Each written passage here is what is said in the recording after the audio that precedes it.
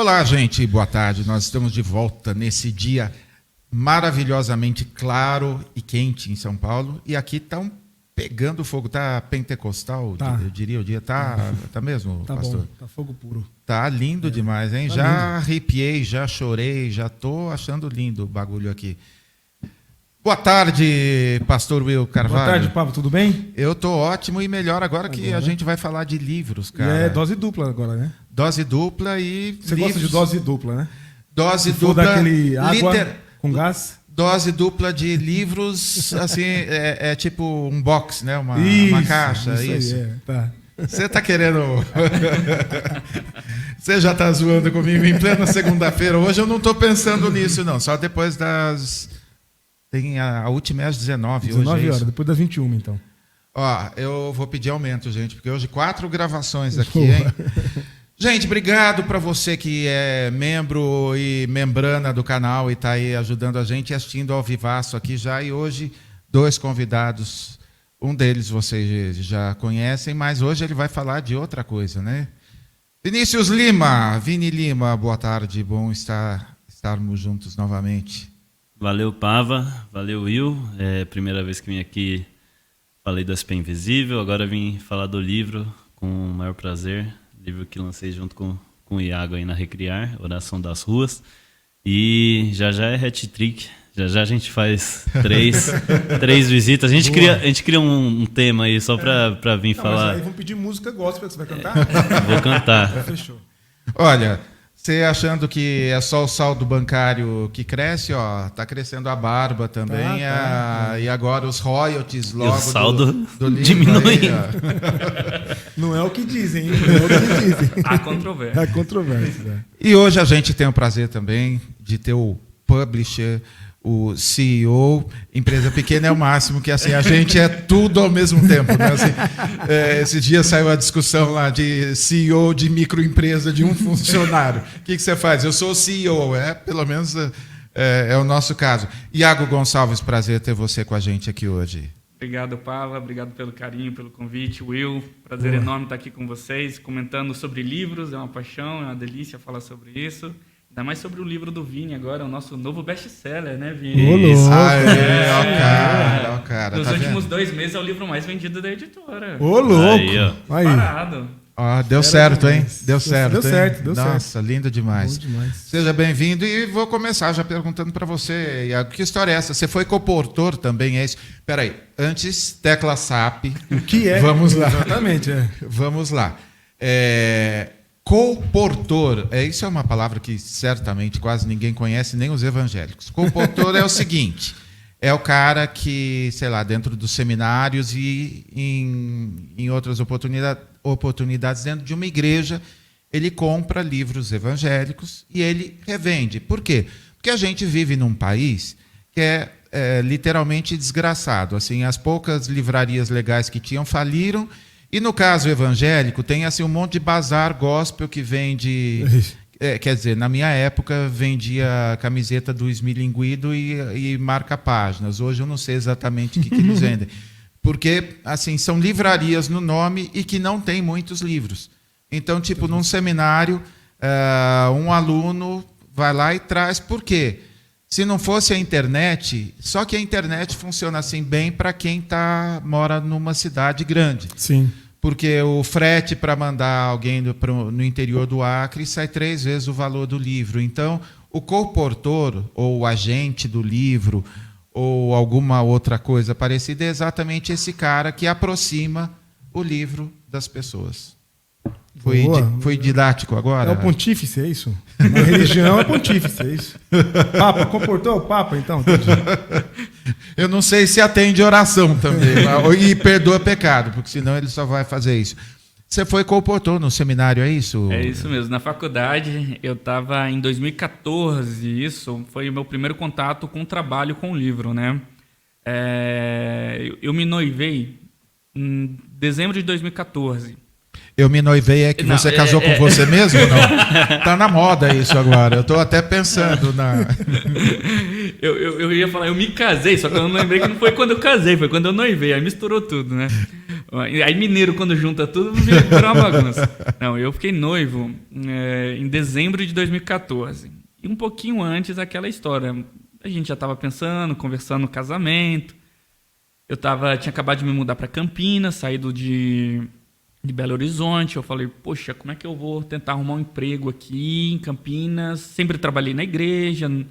Meu currículo, todo mundo olhava, achava que eu não tinha trabalhado, mas eu tinha trabalhado pra caramba nessa vida de igreja. Aí eu falei, olhei lá alguns livros, comecei a vender. Surgiu uma oportunidade na época, com uma professora que tinha fechado uma livraria, a professora Regina Sanches, foi uma minha mentora, hoje é minha sócia numa outra empresa que a gente trabalha com a biblioteca virtual. E aí eu falei, vou vender aqui. Em Campinas não tinha livraria evangélica teológica. Nós estamos falando de Campinas. Campinas. E olha que é uma cidade grande. Então, gigante. Enorme. E não tinha uma livraria teológica com material de teologia mesmo para a gente estudar. Tinha livrarias que vendem esse material para o grande público e tal. Mas eu tinha que fazer esse trabalho de separar mesmo. Esse dessa editora, esse daquele, esse daquela... E selecionava, comprava tudo e vendia ali na faculdade para juntar uma grana para poder casar. E foi aí que foi meu primeiro contato com o livro. Então eu virei comportor da galera lá. Nem sabia que tinha essa palavra tão bonita assim. Eu até me senti chique, rapaz. Então, quem me contou isso daí foi o Alex. O Alex é seu primo, não é, Cleuci? Pronto, aí, ó. Fiquei em dúvida, ó. Primo Alex é um amigo querido. É primo. Grande abraço para você, Alex. Aí, ó. Pô, que legal. E interessante que você acaba fazendo uma espécie de curadoria, vamos dizer assim. Era uma curadoria, exatamente. Eu me lembro até um pessoal de uma editora lá do Sul, a Sinodal, eles me ligaram e falaram, Iago, o diretor me ligou e falou, a lista de livros que você está pedindo é muito técnica. De onde você é? Normalmente a gente não vende só isso num mesmo pedido. Eu quero saber de onde você é. Eu achei engraçado ele me ligar, ele tomou a liberdade de pegar meu telefone para saber de onde a gente estava pedindo e por que a gente estava lendo tanto material teológico. Aí eu achei a graça, porque a gente tem que fazer essa curadoria no Brasil. Eu tenho diversas editoras, mas muitas deixam de lado o caráter teológico, o caráter de leitura crítica da realidade, de colocar fé na prática da vida. E a gente pegava um daqui, uma de editora X, editora Y, e juntava tudo aquilo e vendia para a galera. E quem mais gostava disso tudo eram meus professores que falavam, você está fazendo um trabalho fundamental para a formação dos alunos. E os alunos compravam, me pagavam 30, 60, 90, daquele jeito amigo, né? A gente era tudo amigo, era uma faculdade relativamente pequena. Mas foi aí que começou a minha história com o livro, lá em 2014. E olha, a gente está contando isso para vocês porque é uma história parecida com a minha. Eu comecei vendendo Top Term aqui no podcast e depois eu virei empresário, porque é mais ou menos isso. Ele começou como coautor e agora ele é dono de uma editora, ele abriu a editora dele. Então hoje a gente está aqui estimulando você que está aí suando em casa alguma... Não, cara, vamos... Como que nasceu a Recriar? A coisa mais linda, o jeito que eu apresento a Recriar, vários dos meus amigos escrevem para esse selo. Então, assim, acho que já é assim, uma coisa interessante. É um motivo de muita alegria, assim, o que a Recriar se tornou. Mas a origem... origem... Uma editora de hereges, mais ou menos? Mais ou menos isso daí. Na linguagem popular é exatamente isso. Mas, basicamente, a Recriar nasce no período que eu estava ali na metade do meu mestrado. Logo em 17, eu venho para São Paulo e começo a fazer o mestrado em Ciência da Religião. E eu pesquisei a relação entre pentecostalismo brasileiro e o xamanismo indígena, porque eu morei dentro de uma aldeia indígena, lá entre os Terenas, do Mato Grosso do Sul. E eu percebi essa relação muito próxima. E você já não consegue separar uma coisa da outra. E eu falei, quero trabalhar esse hibridismo aqui dentro do mestrado. E aquela história, né? O que eu vou fazer depois do mestrado? É a crítica de todo hoje pesquisador no Brasil, né? A ciência já é super desvalorizada. Teologia, ciência da religião, pesquisas em religião, mais ainda. A gente não tem espaço de trabalho. Ou, basicamente, a gente é herege e não pode dar aula nos seminários das igrejas, né? Então, eu peguei essa ideia, sentei com o meu orientador, falei, professor Edinho, Suede Abumansum, um cara incrível. Claro. Falei, Edinho, estou a fim de abrir uma editora teológica, de ciência da religião, de pesquisas. Ele olhou para mim, a gente até se encontrou na semana passada, eu estava contando essa história para ele, ele nem lembrava disso. Eu falei, você lembra o que o senhor me falou? Ele falou, rapaz, Eu não lembro, não. Ele falou assim para mim: Iago, eu te apoio profundamente, assim, completamente o que você precisar. Agora, a segunda coisa que eu posso te dizer é que você é doido.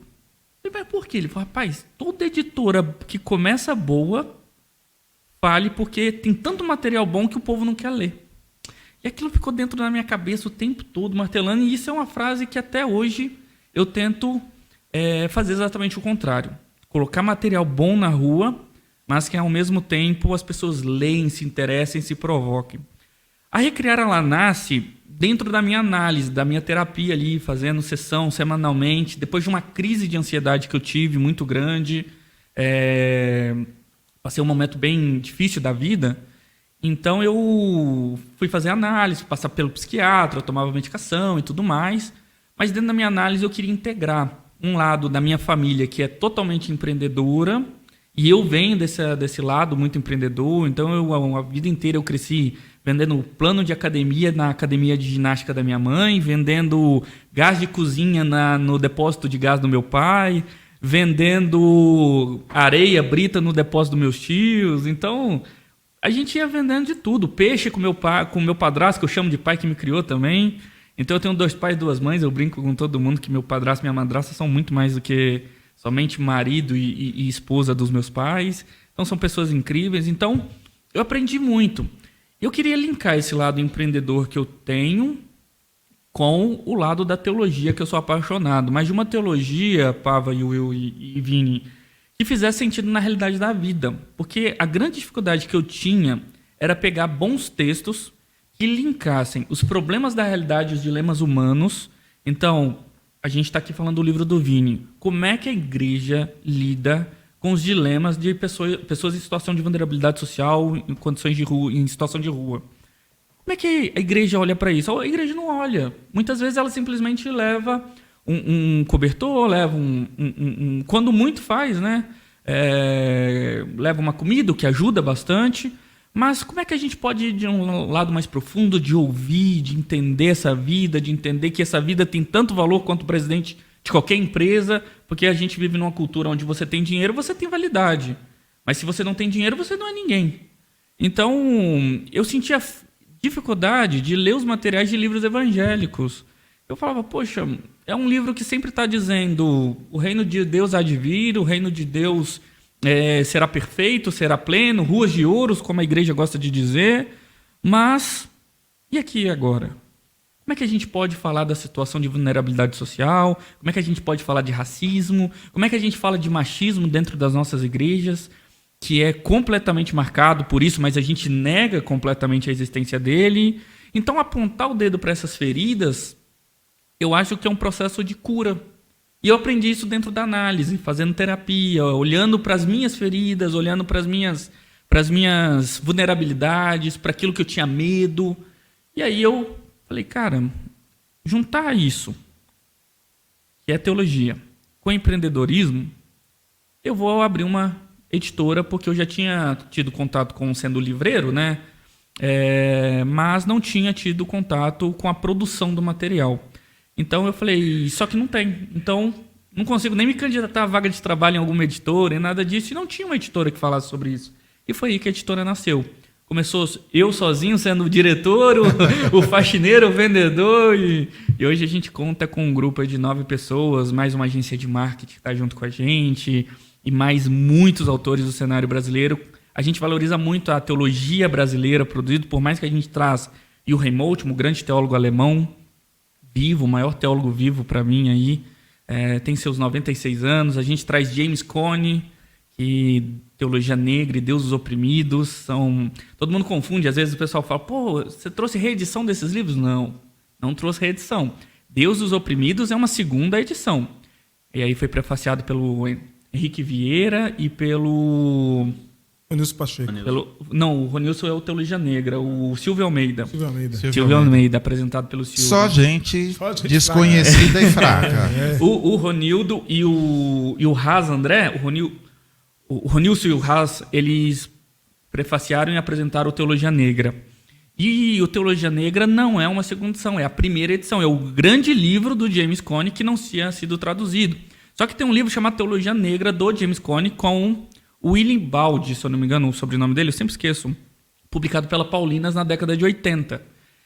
Só que é um livro de compilação de diversos autores. O nosso livro é o livro Teologia Negra, do James Cone. Então, quem quiser se interessar, está lá no site da editora. Aproveita, Pava, Will, porque essa semana eu falo para todo mundo, gente, a gente não gosta de dar desconto para não bagunçar o mercado, não desorganizar, mas a única semana que a gente dá desconto é Black Friday, para a galera poder ir popularizar os livros cada vez mais. Então a gente está dando de 30%, no mínimo 30%, até 80% de desconto nos nossos livros. Até semana que vem, então. Até semana que vem. Vai até o dia 27, vamos ver se a gente estende mais um pouquinho, mas a gente quer bater ali no dia 27 com o estoque zerado. Ô, louco. Maravilha, hein? Caraca.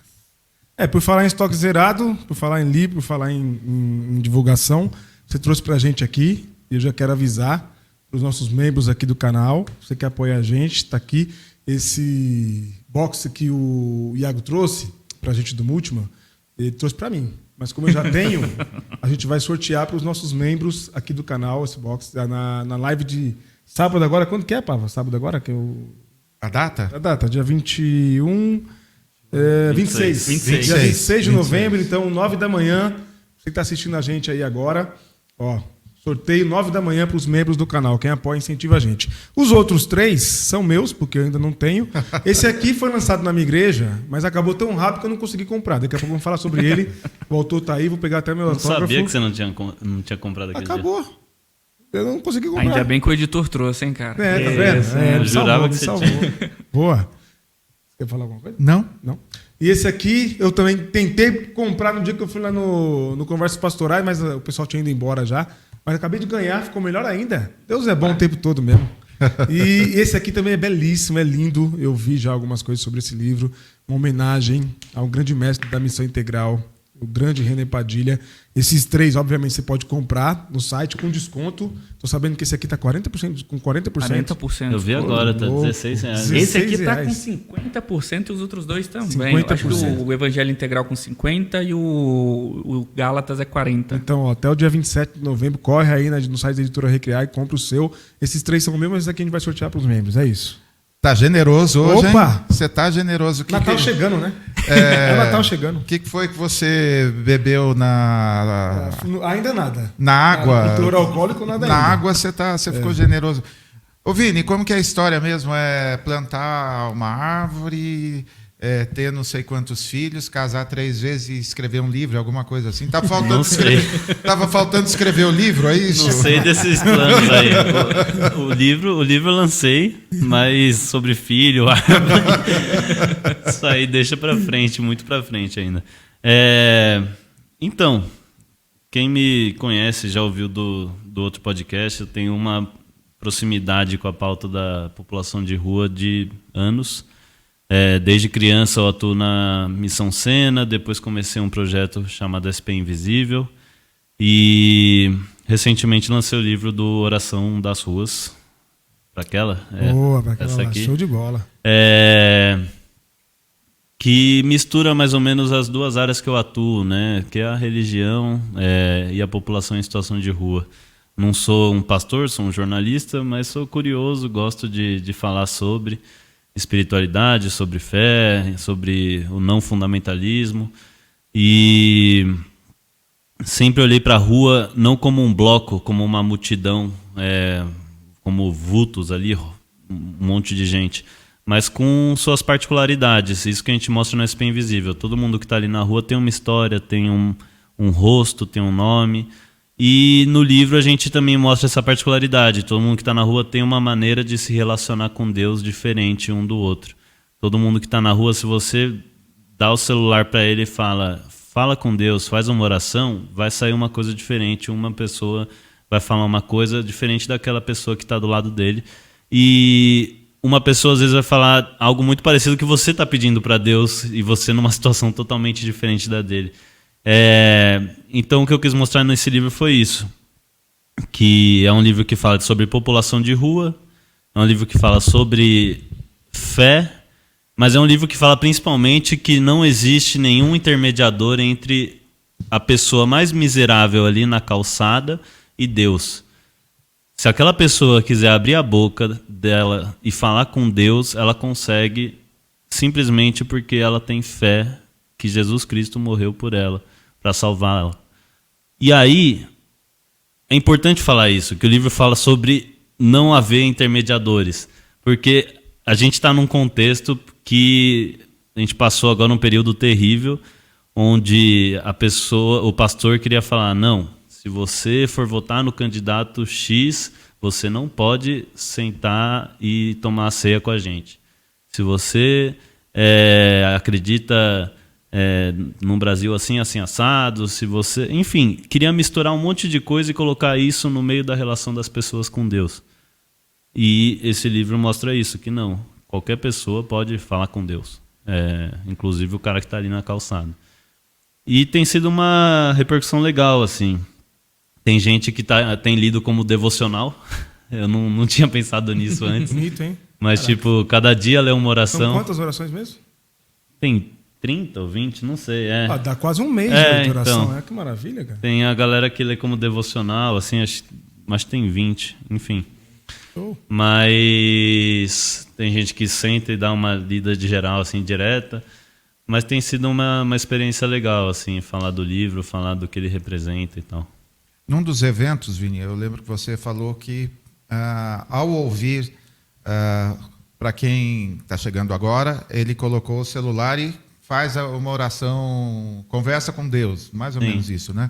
E que você contou que quando chegava em casa e você ouvia, na hora de transcrever você falava, pô, eu poderia assinar essa oração aqui. Que é exatamente o que eu estou sentindo, porque a coisa da ação social, infelizmente também tem isso, aquela coisa que você chega lá, você doa alguma coisa, você está numa posição superior porque você está doando e você vai para casa feliz porque você se sente mais leve porque você fez uma coisa boa. Você assim, inverteu, sendo abençoado por alguém que costuma só receber, e em muitos casos quase que uma miséria ou daquilo que sobra. E a pessoa estava ali, de alguma forma, doando a angústia dela ou se abrindo em uma coisa. Pô, lindo demais isso. Foi isso que aconteceu, não foi na transcrição? Foi. A igreja sempre olhou essa galera que está em situação de rua como objetos de receber doação, objetos de conversão. Eu tenho que chegar lá, daqui do altar que eu estou, e converter aquela pessoa, porque aquela pessoa está em pecado. E o pecado dela, sei lá, é beber, é fumar, é cheirar. Mas às vezes essa pessoa tem uma experiência, às vezes sabe mais versículo que a gente, às vezes sabe mais hino que a gente, enfim, se for jogar nesse jogo da religião, assim. Mas nunca enxergou aquela pessoa para alguém como Jesus pediu, né? Não é dar comida para apenas, e sim comer junto.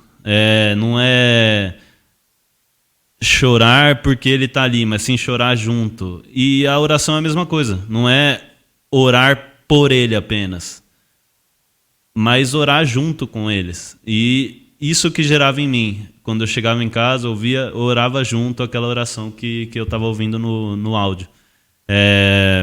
E ao transcrever, eu via que os problemas eram muito parecidos, as lutas, as batalhas, enfim. É isso que eu costumo dizer, assim, tem orações aqui que é isso, eu assinaria facilmente, porque apesar das situações, o Padre Júlio fala, né, a gente está em situação de casa e eles em situação de rua, as orações, as aflições eram bastante próximas, assim. Aliás, detalhe, né, tá aqui, ó, pós-fácil, do Padre Júlio Lancelotti. Padre, segunda vez que a gente cita... Pois hoje. Cita hoje. Foi o nosso convidado da estreia do podcast. Foi super tranquilo para trazê-lo. Foi uma coisa assim super... Super tranquilo. Mas foi o máximo e a gente já está com saudades e se sente super grato porque hoje faz um ano... Um ano que nós fizemos. E 2 dias que nós fizemos a nossa primeira gravação. Hoje já falamos com a Patrícia Vilela sobre o padre, e está aqui, ó, pós-fácil do Padre Júlio, que tem toda a autoridade mais um pouco para falar sobre essa população, né? Porque é uma vida dedicada a essa população sem nome, vamos dizer. Boa. Eu comentei recentemente num podcast aqui da gente, fazendo votos de que não aconteça o que aconteceu com essa outra editora, que agora me fugiu o nome, que tentou fazer publicações fora desse grupo de escritores, mais pro lado fundamentalista, mais conservador do protestantismo. E eu estava tentando lembrar o nome da editora agora, Pava. Editora progressista? É. Olha, eu tô meio fora do... Não, mas ela, é que eu disse que ela infelizmente parece que encerrou as atividades. Academia Cristã? Não. Acho que publicou livros... Garimpo? Garimpo. Muito Garimpo. obrigado. Boa.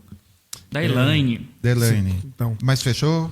Que eu saiba, não. Acho que eles Não, estão em atividades, continua. mas eu acho que eles migraram de área editorial. Eles foram para outras linhas, então. estão em outras produções. Saíram Tá. um pouco do universo da legal. teologia. Muito bom saber disso. Que ótimo. Então não parou, só migrou. Tem um excelente livro lá daquele sociólogo francês, o Uma cacetada Anarquia de e anarquia. Cristianismo do Jacques Ellul. Jacques Ellul. Cara, aquele livro é maravilhoso. Boa. Isso mesmo, eu tenho esse livro por conta deles, que fizeram essa publicação. Mas isso também me parece que é, de certa forma, uma não receptividade do meio. Porque não houve receptividade pelo meio, né? A gente sabe como é que é o meio evangélico.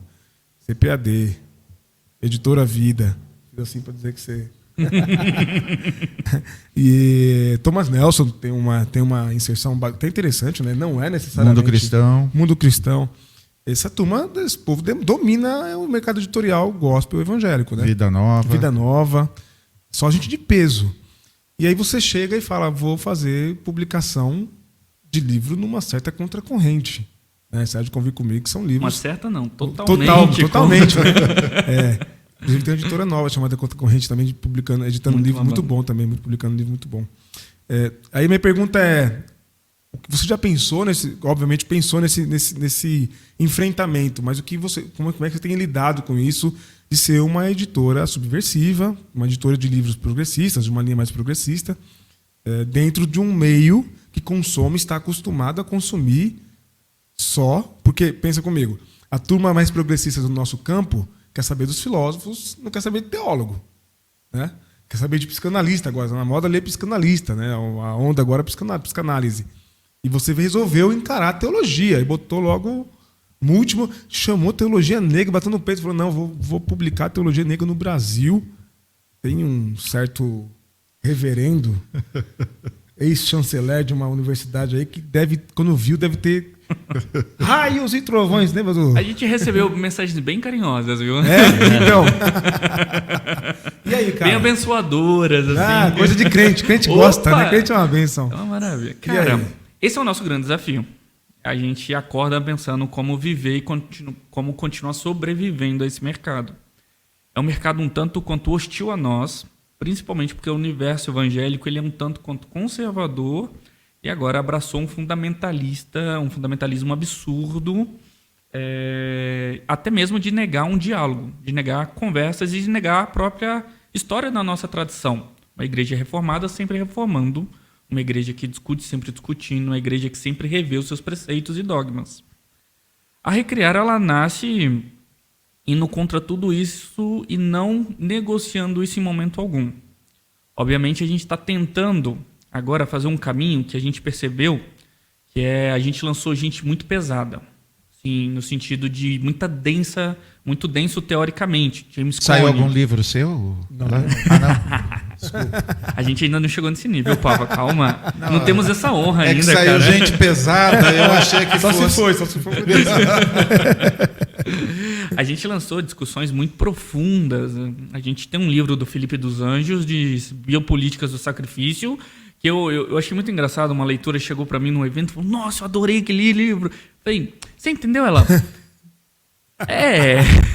Ela fez desse jeito, ela travou, sabe? Eu contei essa história pro Felipe, ele deu risada. Ele falou, cara, é um texto muito bom, mas que é extremamente complexo.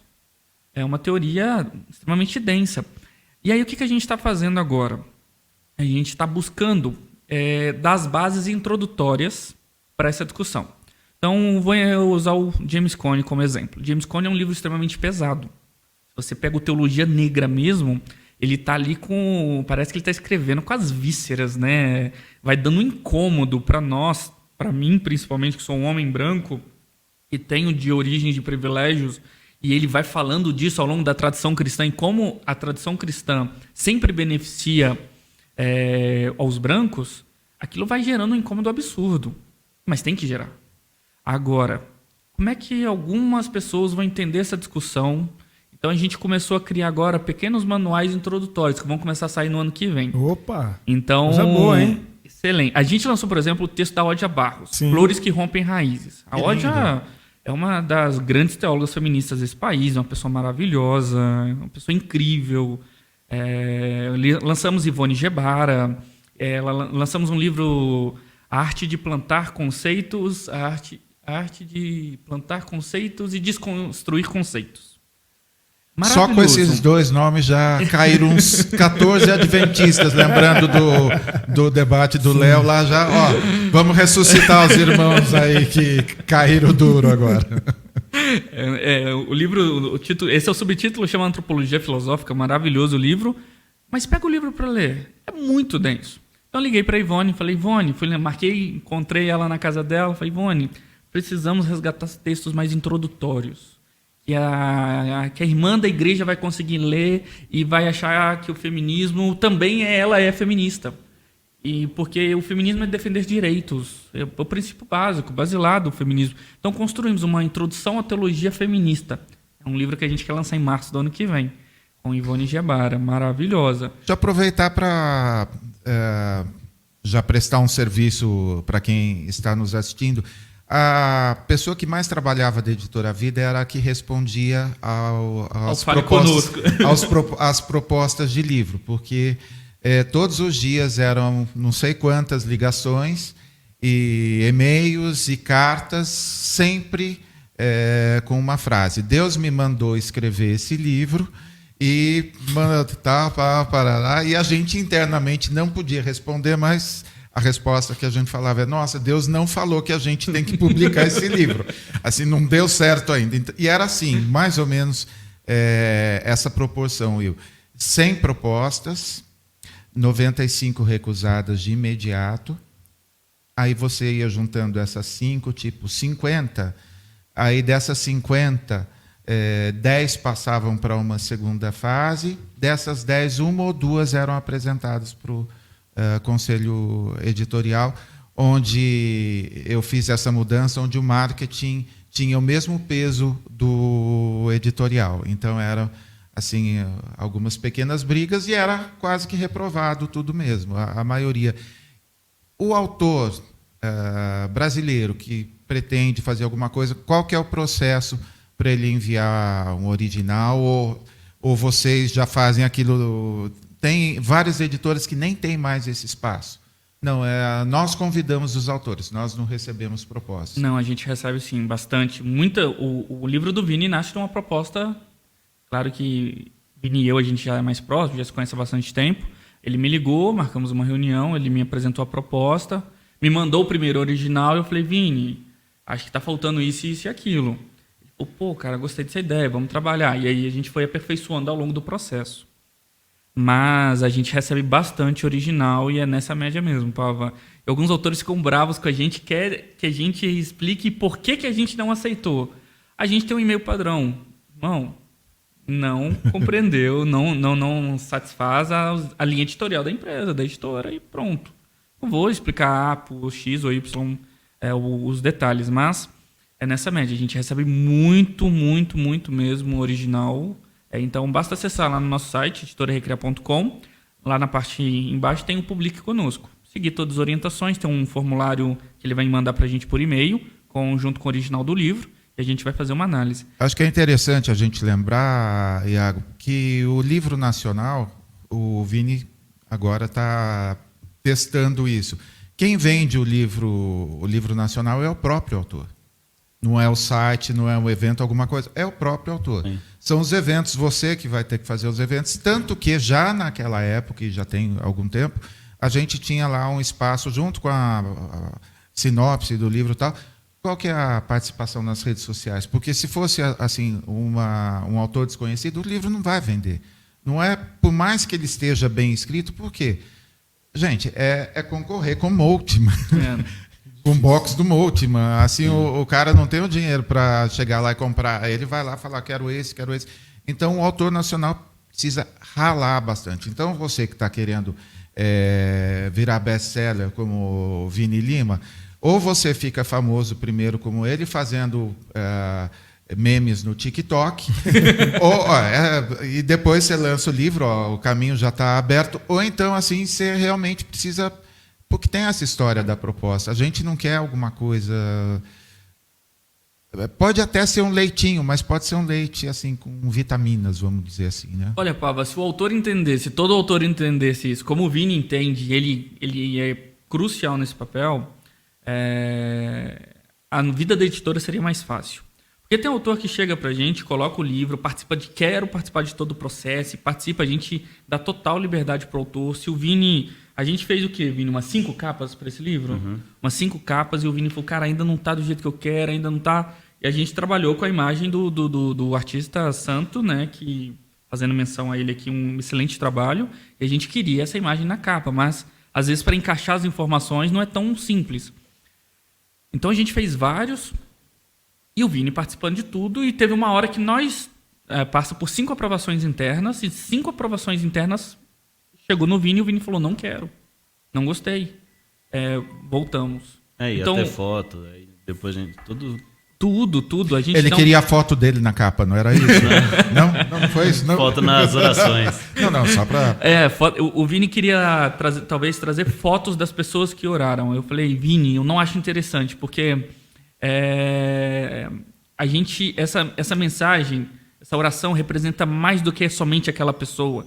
Então, vamos deixar no imaginário coletivo o que essas orações estão representando dentro de nós. E depois ele falou, poxa, cara, eu acho que você tem razão. E o livro é uma construção entre editor e autor. Mas a venda, ela é muito mais do autor do que da editora. A distribuição é da editora. A venda, processo, expedição e tudo mais é nosso. Mas se o autor não estiver na ponta ali, alimentando o seu próprio público, falando do livro... Porque tem um autor que chega lá, produz o livro, trabalha junto com a gente, solta o livro e fala, lançamos, está lá na editora. Daqui a um ano ele volta e fala, cadê meus direitos autorais? Pois é. Quantos livros a gente vendeu? Vendemos 50. Poxa, vendemos 50 livros, é muito pouco. Vocês não fizeram nada com o meu livro? Cara, não dá. É muito difícil vender livro. A gente está num país que a gente tem uma média de leitura de menos de um livro por cidadão ao ano. Então a gente não pode esperar de um público. A gente está tentando alimentar nossas bases, incentivando a leitura, falando, pessoal, ler é bom. Eu tenho uma amiga no MBA que ela falou, eu comecei a ler porque tanto que você fala pra gente ler, que você leu o livro, leu isso, leu aquilo, e citava. Eu falei, gente, eu também quero ler. No último mês ela leu 3 livros grossos, e ela chegou pra mim, eu tô terminando, eu tô adorando, ler é muito bom, né? Ele é maravilhoso, liberta a mente, descansa a cabeça, ou provoca bastante a cabeça também, deixa a gente meio aflito às vezes. Mas a literatura liberta. Colocou a bola agora na frente do gol, né, pra gente, né? Então, olha... A gente está estreando nossa campanha Quem Lê Voa Mais Alto. Boa! Quem Lê Voa Mais Alto. E só na primeira semana a gente já distribuiu mais de 20 livros. E hoje, depois a gente vai tirar uma foto aí, tem mais 20, não sei quantos livros que nós vamos sortear nessa semana. E fazer do ano de 2023 um ano em que a gente volte a ler, porque parece que a pandemia deu muito tempo livre para todo mundo e que todo mundo iria fazer mais algumas coisas. Infelizmente, não aconteceu isso com a leitura. Aconteceu com você, Will? Assim, no meu caso, sabe quando, sei lá, um clima, alguma coisa assim que a gente ficou um pouquinho mais letárgico, vamos dizer assim, para ficar mais bonito. E chega de preguiça, está na hora da gente voltar a ler, nós somos o povo do livro, nós somos temos a mente de Cristo, então está na hora de alimentar com conteúdo de qualidade, inclusive a própria Bíblia. Então, olha, vocês até o final do ano vão ser estimulados, e durante todo o ano de 2023 com muitas iniciativas, e a gente, obviamente, quer ter esses box sarados e literalmente sarados para a gente divulgar aqui. Lindo demais. Vini, o que você gosta de ler, já que a gente está falando de leitura, sem seu livro? Então, eu tenho procurado orientar, dar uma focada mais e mergulhar mesmo no que eu... qualificar minha atuação na rua, assim. Dentre os vários planos que eu tenho, se eu ficar aqui em São Paulo e procurar fazer um mestrado e estudar esse negócio das clínicas terapêuticas que a gente tem aí, que é uma loucura. E aí hoje eu tenho lido... Que é uma loucura, entendi. E aí... que mistura religião e é uma loucura. E aí hoje eu tenho lido um do Carl Hart, que chama Drogas para Adultos, que mostra toda essa... É um primeiro livro dele, né? Mostra toda a caminhada dele de mudar essa visão conservadora. Ele era um cara que trabalhava para a indústria farmacêutica, ou seja, ele recebia grana para fazer pesquisas metendo o pau na droga. Aí depois ele começou a fazer pesquisas para ver os benefícios sobre isso. E hoje ele é um dos maiores interlocutores aí desse assunto da redução de danos e tudo. Que hoje é bem complicado falar disso, ainda mais nesse nosso meio, que igrejas conseguem rios de dinheiro para criar suas clínicas de comunidade terapêutica, enfim. É um assunto que ainda hoje no Brasil, e se falar dentro da igreja, é bem pouco tocado, porque mistura muita moralidade, mistura muita religião, religiosidade, e a gente ainda não tem muito um debate muito maduro sobre drogas, sobre redução de danos, enfim. E aí o Carl Hart vai falando como a cabeça dele foi mudando e tal. É um livro ainda bem introdutório, ele já tem vários outros, assim. Will, que alegria, para não dizer que orgulho depois alguém chamar a gente de carnal. Carnal é o outro. A gente há pouco falou sobre descriminalização de drogas, a gente voltou, assim, a gente tocando assim, vários temas que são absolutamente escondidos e colocados debaixo do pano. Não, a igreja não está preparada para discutir isso, e a gente está aqui. Ao contrário dos líderes fundamentalistas, a gente considera você inteligente para conversar qualquer tipo de assunto. Então, os assuntos mais espinhosos são esses que a gente está aqui destrinchando e considerando a sua opinião também. Esse é o papel da leitura, provocar tudo isso. E você recomenda o quê, Iago? Eu só não vou recomendar porque o último livro que eu tenho é do Marco Feliciano, e acho que de colorir, e eu não... Assim, eu tentei lembrar aqui, só lembrei de escritor, eu só lembrei dele. Que, aliás, tem altas histórias, né? Porque ele foi autor, eu tenho um livro pela Thomas Nelson. Escritor? Você leu o livro do Marco Feliciano mesmo? Claro que não. Ah, tá. Na época que lançou o meu livro, ele tinha lançado pela Thomas Nelson também, e o livro ficou alguns meses guardado, mas para eu não perder o meu réu primário, eu não vou falar por que o livro ficou armazenado lá, mas parece que, enfim, que vexame. Esse é um vexame, é um vergonha gospel raiz, cara. Gospel raiz. Assim, desde lá de trás. Sempre. Assim, desde sempre ele. Não tem um mês ou uma semana que o cara não apronte alguma coisa, né? E ainda acha que é escritor. Mas recomenda aí algum, Iago? Olha, tem muita coisa boa lá na editora, mas eu não vou indicar alguma coisa da editora, senão fica uma... Pô, só fala da Recriar, meu. Então eu vou indicar um livro que eu gosto muito de economia, de administração e tudo mais. Eu vou indicar do economista. Ele não é economista, ele é engenheiro, mas todo mundo conhece ele como economista, o Eduardo Moreira. Ele tem um livro muito legal, muito fácil de ler, chamado O que os donos do poder não querem que você saiba. Ele constrói e desconstrói, ele inverte toda a lógica do sistema bancário e financeiro. E para a gente entender que quanto mais a gente continuar alimentando esse sistema que a gente tem do jeito que ele está hoje, ele vai continuar alimentando desigualdades sociais. Então, o Eduardo Moreira é uma boa indicação aí para a gente pensar e questionar, porque todo pano de fundo. Eu gosto de ler sempre livros voltados para a política, para a religião, para a economia, nesse sentido mais sociológico das coisas, né? eu vou indicar o Eduardo Boa. Moreira. Dá uma moral pra gente, Eduardo. Você tá com vários e-mails aí convidando você para Vem, Eduardo. participar aqui. Vem, Vamos, Aceite aí. hashtag. Aceite, E- Eduardo. Deixa eu te perguntar uma coisa, aproveitando essa toada aí, dos grandes pastores progressistas do Brasil, não tem nada publicado lá, se eu não estou enganado, né? Ainda não. Então, aí eu não quero Ainda chegar. não. A gente vai, se Deus quiser, a gente chega lá, né? Mas o que nos diferencia ainda das grandes editoras é o sistema, é a distribuição. Então, muita gente, por exemplo, publicar um Ed Renekiewicz requer um grande espaço ainda de distribuição. A gente ainda está alcançando esse espaço. Nós somos uma editora que vamos fazer agora em abril 5 anos. Então, nós somos muito pequenos perante o mundo cristão, Vida Nova, Só para, como um leigo, explica o que você quer dizer com espaço de distribuição para quem está ouvindo a gente entender. Legal. A distribuição é você chegar numa livraria e ter um livro da Recriar. Nós vivemos num país continental. Falar de Brasil, distribuição de livro, distribuição de qualquer coisa é extremamente difícil. O que faz um livro da editora Recriar ser escolhido ao invés de ser escolhido de qualquer outra editora?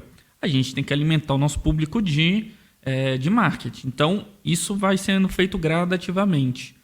Pava sabe muito bem disso. Então, não adianta a gente enviar o livro para todas as livrarias do Brasil se os nossos livros vão ficarem parados.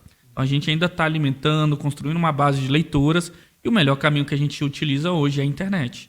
Então, a gente é muito forte na internet, nas nossas redes sociais, em parceria com os nossos autores, para depois colocar. Mas tem muita vontade de publicar o Ed René, tem que publicar o Antônio Carlos Costa, que faz um trabalho belíssimo com a Rio de Paz lá no Rio, e tantos outros, Ariovaldo Ramos, é um cara sensacional também, e tantos outros pastores aí grandes, e que conseguem pensar a fé não desse ponto de vista fundamentalista, né? mas dialógico, mais dialogal. Aproveita aí. Dia 12 de dezembro, Isso aí. Caio Fábio ao vivo com a gente aqui. Aí, ó. Outro nome.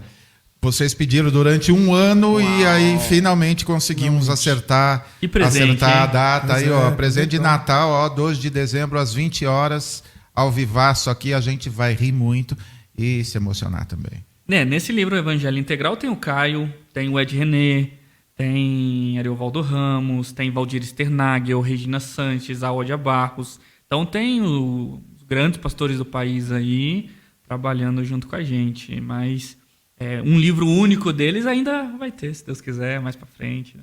Boa. Deixa eu perguntar, aproveitar que nós estamos no Copa do Mundo, certo? Brasilzão, quinta-feira. Jogar, espero que ganhe bem. Ganhar, vai ganhar, vai ganhar bem. E vocês lançaram um programa lá, um projeto muito bonito, que é o Seleção Invisível, né? Queria que você comentasse sobre isso. Eu achei muito legal a ideia, muito bonita. A gente colou lambes pela cidade de pessoas em situação de rua que tem alguma história com o esporte, todas aquelas têm, ou jogam, ou só gostam, ou jogam, enfim, jogaram. E aí tem um QR Code para chegar na história dela e fazer doação, que é uma ação prévia para a nossa ação de Natal que a gente sempre faz. Nessa ação da Copa não necessariamente a gente vai fazer alguma entrega, alguma coisa assim. É mais uma ação de comunicação mesmo e de captação para a ceia de Natal que a gente sempre faz para 1.000 pessoas em situação de rua. E esse ano serão 1.000? Ou mais? Esse ano é 1.000 ainda. E que é o Natal Invisível, né? Que é próximo do Natal e vai ser vai culminar com o finzinho da Copa ali. Uhum. E aí tem sido uma ação bem legal, porque eu gosto dessas coisas que ativam nosso lado mais ativista e de comunicação também, não necessariamente ali da assistência e tal. E aí a gente saiu com os voluntários para colar os lambes, algumas pessoas em situação de rua se viram ali, tipo, e participaram da ação também, foi bem legal. E é bem urbano, né? Tipo, a gente quer chamar a ideia de, enquanto tá todo mundo olhando para a galera no Catar, tem gente aqui também, tem a invisibilidade aqui, tem torcedores que estão aqui e às vezes se a gente está no bar ali não é bem recebido na nossa festa, que é o pessoal que está em situação de rua, sei lá, vai ser exibido os jogos ali no Anhangabaú, como sempre é exibido. Não sei se esse ano vai ter. Mas o cara tá ali deitado no Anhangabaú todo ano. Sim, todo dia, né? Todo dia, durante Daqui o a ano pouco a gente inteiro. chega lá pra Aí ver o chega um jogo. monte de gente e a gente tem que tirar ele de lá. Tipo, não. Sacanagem. Vamos fazer a festa junto com ele ali. É mais para essa integração que a gente fez essa ação. Muito bom. Não, e que louco que tô pensando aqui, a cabeça de marqueteiro, a história literalmente, com trocadilho, é o storytelling, assim, sendo super bem usado. A hora que eu desci com a Patrícia, ela estava usando uma bolsa de um dos institutos lá que eles apoiam. E é uma bolsa confeccionada por mulheres privadas de liberdade. Aprendi, a gente evolui. E tem uma etiquetinha, e atrás da etiqueta está a história de vida da mulher que fez a... Cara, como isso agora... Você imagina alguém em situação de rua, ver lá a face dele lá. Cara, lindo demais, parabéns. Estou pensando aqui se a gente não devia fazer uma live no dia do jantar lá para... Se pudermos, vai ser muito legal. Fazer uma cobertura lá, porque a gente está querendo... Chamar alguns para conversar lá. Não, exatamente. Boa. Incrível a ideia. Bom, o trabalho do Vini e do SP Invisível é incrível, né? A gente se sente provocado o tempo todo para sair daquele... Toma um pãozinho, um dinheirinho aqui, tá tudo certo, né? E agora a gente falou desde o início sobre um período de trevas que a gente está vivendo no país, né? Não dá nem para a gente falar, é meio triste. Não, é meio triste, não. É um período de fascismo, de trevas, enfim, de falta de raciocínio, de surto, de ignorância, de assim, expressões bem ruins. Me parece que a leitura assim seja um caminho interessante, não só... e o que a gente quer fazer aqui, né, Will? Depois de dar o livro, o cara que leu, comenta um pouquinho, alguém que leu, provocar assim, alguns debates, algumas coisas. E talvez seja esse o segredo do sucesso das nossas lives, porque tudo aquilo que a pessoa pensa e escreve lá, a gente lê com o mesmo destaque do que as piadinhas bobas que eu faço e as considerações legais do Will. O espaço assim é para todo mundo. Como que a gente pode voltar desse protagonismo assim no sentido de cura mesmo? Que é a sensação que eu tenho é que esse organismo curado, especialmente no cérebro, está precisando ser de cura mesmo, de conteúdo de qualidade. Como que a gente... Olha, essa é a pergunta que o Brasil está se fazendo nesse momento, né? Mas eu, como um bom mineiro, acho que a cura sempre começa por uma mesa posta, um bom cafezinho, um bom pão de queijo. A gente sentar, deixar as armas de lado e começar a olhar para aquilo que nós temos em comum. O diferente sempre vai estar diferente. A gente pode entrar em consensos. Mas nesse momento eu acho que a gente precisa olhar para aquilo que nos une. Um olhar de esperança, de sensibilidade, de misericórdia. A futura primeira-dama, a Janja, deu uma entrevista no Fantástico. Linda. Semana retrasada, né? Isso. E ela disse: o povo brasileiro é um povo misericordioso. Parece que a gente esqueceu isso. A gente não esquece de ser misericordioso. A gente tem que despertar isso novamente dentro de nós. Então, eu acredito que nesse primeiro momento a gente tem que não é ativar mais o que há de diferente em nós. Vamos sentar e conversar e vamos criar um caminho de encontros, de baixar as armas, deixar de lado e conciliar o que pode ser conciliado e debater de forma respeitosa o que é diferente. A diferença nos avança, nos desenvolve. Você acabou de brincar falando disso em relação à Patrícia, tá certo? A gente, mulheres privadas de liberdade, pessoas privadas de liberdade, e a gente vai aprendendo uns com os outros, mas todo mundo tem para aprender um com o outro. Eu acho que um caminho de reconciliação é esse. Não é interessante como que são dúvidas que eu estou vivenciando no dia a dia e nas nossas lives a gente tem falado. Um exemplo, você publica vários livros considerados progressistas. Vamos colocar esse rótulo, enfim, meio genérico, mas beleza. A gente precisa ler autores conservadores também. Talvez a diferença do que a gente está vivendo no Brasil, hoje de manhã um pastor lá brigou comigo, dizendo que eu estava odiando alguma coisa. Não, eu só qualifiquei a pessoa que tinha feito aqueles comentários. Não, aquela irmã em Cristo. Não, não é irmã em Cristo, é filha do diabo e está fazendo... É diferente de uma linha de pensamento. Então, talvez a gente deva dar uma olhada no caráter, mas não perder de ter contato com o contraditório. A gente brinca nas lives, né? Eu tenho o Nelson Rodrigues, meu conservador favorito, meu autor conservador, e, sei lá, cresci lendo Paulo Francis para contrapor aos outros autores que eu li. Então, não temos problema com isso. A única coisa que pega é a coisa do caráter. A hora que esse cara não é conservador, ele é conservador nas ideias, mas ele é mau caráter nas ponderações que ele faz e na militância dele, que é uma militância fascista, por exemplo. Então, o meu problema não é com as ideias dele. Mas quem que você recomenda? Quem é o seu conservador favorito que você recomendaria? Só antes do Iago falar, ainda bem, que eu tava. Salva aí, cara. Não, é que eu tenho pensado muito sobre essa sede que a galera tem depois dos estrondos que as eleições deixaram. Tipo, tem uma sede de reconciliação, assim, e que eu não consigo entrar nisso. Tipo, tem gente, é isso que eu penso, é filha do diabo, tipo, não tem conversa, não dá para se reconciliar. Vocês lá e eu aqui. Mas a galera tá nessa sede. Tem um pessoal que, tipo, não, temos que dialogar e tal. Tem um tweet seu dizendo, não vejo a hora das eleições para eu soltar a mão, a mão de alguém. Mas esse ainda é o pessoal democrático. Eu tô falando de gente do mal mesmo, mau caráter.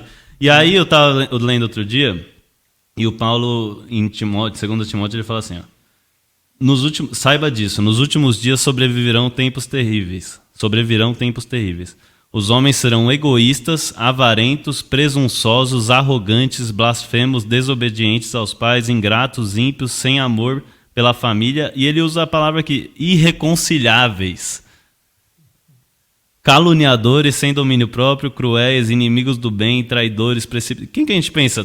É no Bolsonaro e todos os seus seguidores idólatras, né? Não os seguidores que a gente sabe que são manipulados e tal, mas... essa galera que segue e arrisca tudo que ele fala e coloca ele no lugar ali de Deus, no bezerro de ouro. Mas é só para... porque você estava falando disso, eu lembrei muito dessa reflexão que eu estava fazendo. Tipo, a gente tem que conversar com todo mundo mesmo, tipo, e tentar se reconciliar com quem não quer ouvir. O famoso pérola aos porcos, né? Tipo, tem gente que não vai tá aberto a esse diálogo. E não tem a ver com ser conservador ou ser progressista. Sim. Tem a ver com ser mau caráter e... É perfeito, eu acho que... Mas eu acho que tem uma coisa que a gente tem que diferenciar nessa base bolsonarista, que é o conservadorismo do fundamentalista. Sim. O conservador tem diálogo. A gente pode sentar e conversar e trocar numa boa, com respeito. Mas o fundamentalista, que é essa base barulhenta, mau caráter, muitas vezes, porque fala uma coisa e vivencia outra, hipócrita, que dá tiro em aeroporto e essa coisa toda e pede dinheiro. Essa base não tem conversa. Sim. Isso daí tem que ser denunciado, até uma voz profética da igreja de injustiça. Para mim, o reconciliar aqui é com uma base que é completamente manipulável. Sim. E são pessoas simples, incapazes de verificar uma informação. Nós aqui, nós conseguimos. Poxa, chegou um Instagram aqui pra gente, um WhatsApp, a gente sabe se é verdade ou não é. A gente consegue ter essa informação. Mas eu concordo com você, com esse fundamentalismo e até o fundamentalismo religioso, que é essa galera que tem muita gente que usa a fé para manipular pessoas, isso não tem diálogo não. Isso é irreconciliável, como você leu muito bem o Paulo dizendo aí. E é interessante que eles usam... os nossos argumentos, né, de distribuir amor, de fazer... Você está destilando ódio para a nossa irmã. Eu falei, irmã, nada. Ela acabou de escrever mais uma mentira. A vida dela é todinha feita de mentiras e você está falando que é irmã. Não, primeiro que não é irmã, nem Cristo, nem não tenho parte nenhuma com ela e vou denunciar todo dia. E o Will também andou. Claro. Esses dias a gente andou meio bravo lá. Eu andei soltando uma... Soltamos, Mas só para... Estava represado, assim. A gente tava Sim, soltando. É difícil. Não dá para... vamos compor. Não compor nada. É tipo o Centrão... não, tem gente que não dá para compor. Com quem quer ver o seu fim? Não tem composição com quem quer ver ser morto. Mas quem quer mesmo o conservador... Poxa, pergunta. Eu achei que ele tinha esquecido, cara. Um Pode conservador que ser eu gosto de ler. brasileiro ou estrangeiro, não tem problema. Cara, é que eu tô lendo muita coisa agora na área de economia, porque eu tô estudando, fazendo MBA e tal, mas eu gosto muito de ler as teses e sobre a construção do real. Como é que o plano real deu tão certo? Eu tô muito nessa vibe agora de entender o plano econômico. Eu gosto muito de ler o Pércio Arida, e toda a construção que ele faz.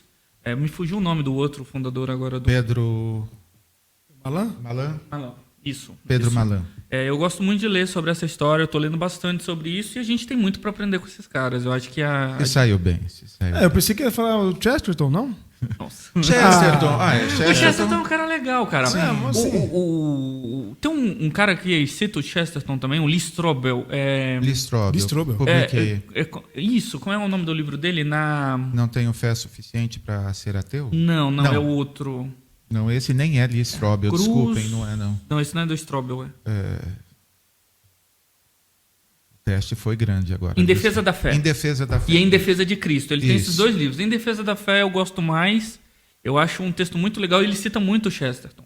É um cara muito bom de ser lido, Aí. muito gostoso. E o Católico. Antônio Carlos conservador.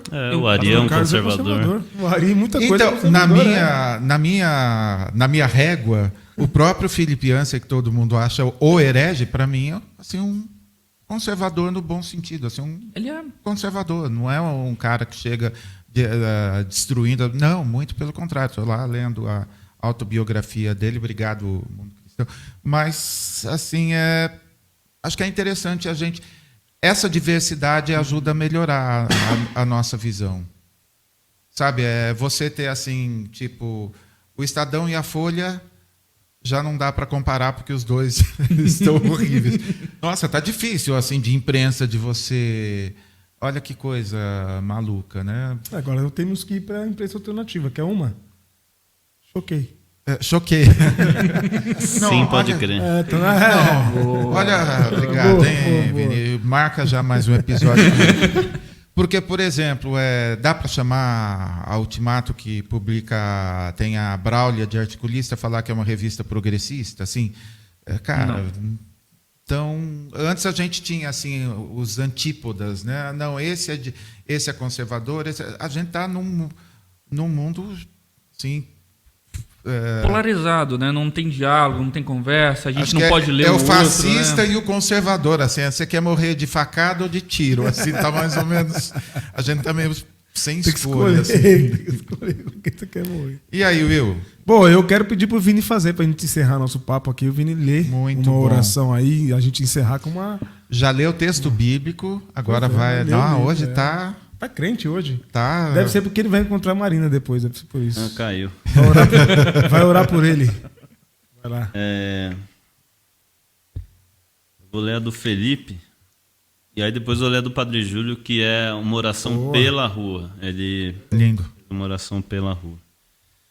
A do Felipe é o seguinte: Senhor meu Deus, em nome do Senhor Jesus Cristo, eu quero me colocar diante da sua presença e pedir perdão pelos meus pecados, minhas falhas e meus erros.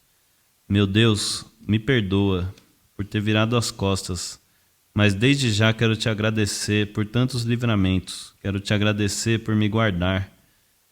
Deus amado, mesmo nessa situação que me encontro, sem expectativa e sem esperança, mas que todo dia deposito pouco de esperança que tenho em ti. Sei que o Senhor há de mudar a minha vida e sei que o Senhor há de mudar a minha situação. Eu quero acreditar em tudo que o Senhor tem feito e confiar em ti. Agradeço nesse momento por tudo que o Senhor possa me levantar, que o Senhor possa me levantar novamente e me colocar no lugar que o Senhor quer que eu esteja, que acredito que não é aqui, pois o Senhor não se alegra em ver nenhum filho seu nessa situação. Senhor, me erga, me ajude a me erguer e me faça um grande homem responsável, um bom pai para o meu filho, um bom marido, que eu enxergue, Senhor, que não há outro caminho além de ti, que é o caminho, a verdade e a vida. Mesmo estando errado, no pecado, quero te agradecer e pedir perdão. Me ajuda, meu Deus, porque eu só penso em mudar e voltar novamente para a tua casa e te adorar. Por tudo que o Senhor tem feito na minha vida, muito obrigado por mais essa manhã, mais esse dia. Amém. Uau. Essa é do Felipe. E agora, como eu falei, a oração do Padre Júlio Lancelotti, que é uma oração pelas ruas. Deus nosso Pai, fazer uma oração pedindo pela população em situação de rua é pedir por nós mesmos, para que nós não sejamos coniventes com o preconceito, com a discriminação, com tudo aquilo que te fere quando você está na rua, sujo, com frio, ferido, abandonado, sozinho, tendo que comer do saco de lixo, não tendo afeto, ninguém falando com você, ninguém se dirigindo e nem perguntando como você está, pois estão com medo. Emagrecido, sofrido, doente, com feridas, sem amor, abandonado, no frio. É assim que eu te vejo, Senhor. É assim que, te vendo, te vejo amoroso e compassivo, e te peço perdão e misericórdia por ignorarmos o Senhor nas ruas. Amém. Amém. Esse é o pós-fácil. Lindo demais. Boa. É hoje, hein? Coisa linda. Vini, super obrigado aí Valeu. pela companhia, sempre aquele prazer. O cara vem humilhando a gente, primeiro que ele veio de bike, Veio cara. de bike. Assim, não, já assim a gente se sente péssimo, né? Pelo menos eu comi um prato vegano hoje, vegetariano, sei lá. É alguma vegetariano, né? coisa. Com batata frita, não entendo. Ó, coisa Não, mas de São Paulo, assim. Mas batata frita não é. Enfim. Não é light, mas É vegetariano.